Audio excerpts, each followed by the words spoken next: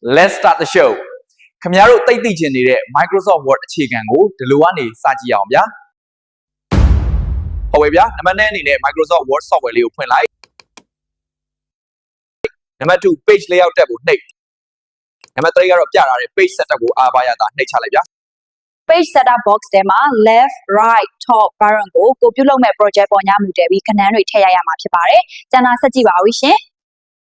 portrait ဆိုတာစရွက်ကို down လိုက်အနေထားပါ landscape ဆိုတာအရာလိုက်အနေထားပေါ့ပြီးရင် paper ဆိုတာကိုနှိပ် A4 or legal စသဖြင့်စရွက်အမျိုးအစားရွေးပြီးရင် okay စာရွက် setting ချိန်ပြီးတာနဲ့ကိုရိုက်ချင်သောစာများကိုစတင်ရိုက်လို့ရပါပြီအခုဆိုရင် Microsoft Word ရဲ့ paper setting ချိန်ကြီးလေးနားလည်မယ်ထင်ပါတယ်ကွန်ပျူတာအခြေခံမှာတက်ကြွသည့်အထိသင်မှာဖြစ်လို့ like and follow လေးလုပ်ပေးကြပါဦးခင်ဗျာ